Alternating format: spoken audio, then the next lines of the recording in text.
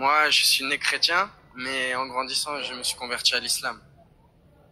Serious? Oui. Attends, j'ai pas compris. Tu es né dans une famille chrétienne? Oui, exactement. Bon. J'étais baptisé.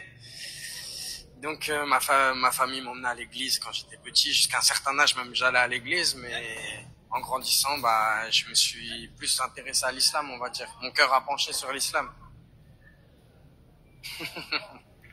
C'est normal, Surah 72, verset 14.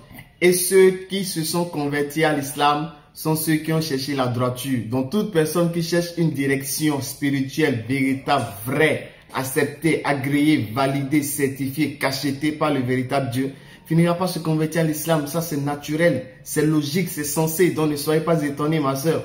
Donc continuons, écoutons-la s'il vous plaît. Écoutons l'échange avec le frère. Et fuck, ça c'est, je n'ai jamais compris ça. Attends, toi tu quittes ta famille chrétien pour devenir musulman. Je les quitte pas, mais d'un côté, ben, je pense qu'on a une religion là où on est, on a une religion qu'on choisit aussi, on va dire entre guillemets, quoi. Mais ça c'est une grosse erreur. Je suis pas sûr. Oui, une très grosse erreur. Jésus est celui qui peut te prendre de rien pour te positionner dans les hauteurs.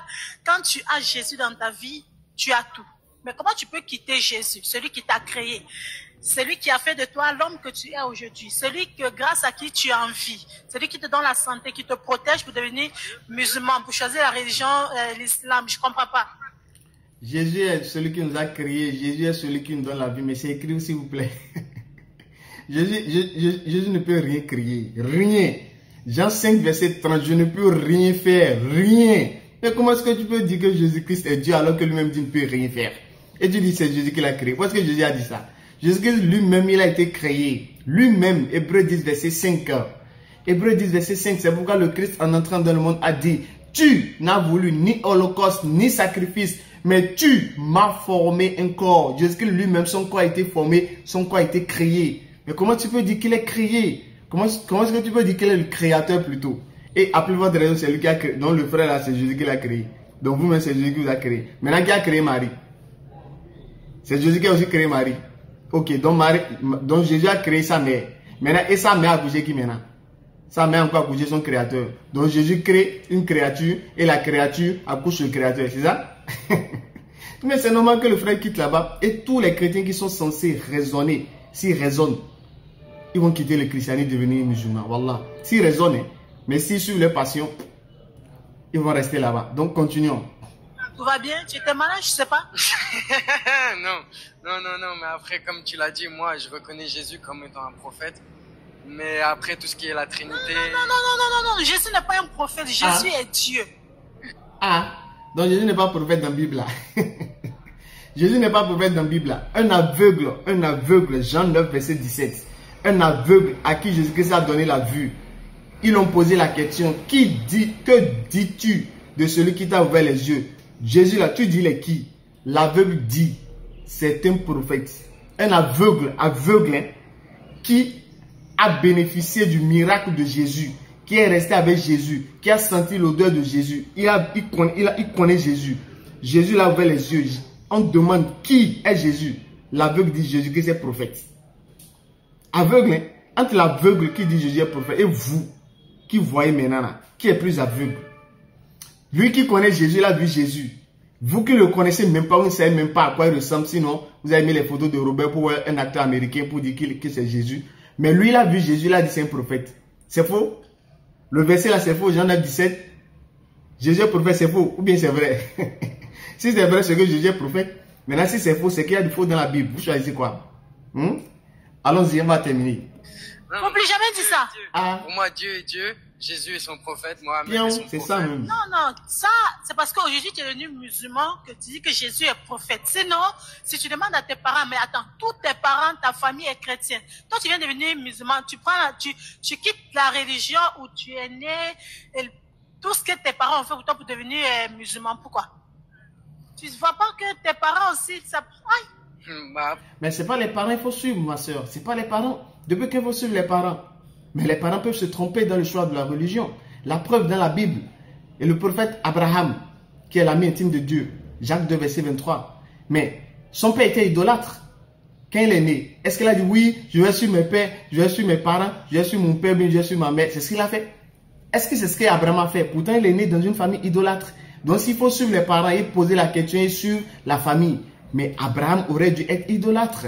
Mais selon la Bible, Abraham n'a pas suivi les parents. Donc, c'est la preuve que même bibliquement, ce n'est pas la famille qu'il faut suivre, mais il faut suivre la vérité, il faut suivre la logique, il faut suivre la raison. Et Abraham n'a jamais adoré Jésus.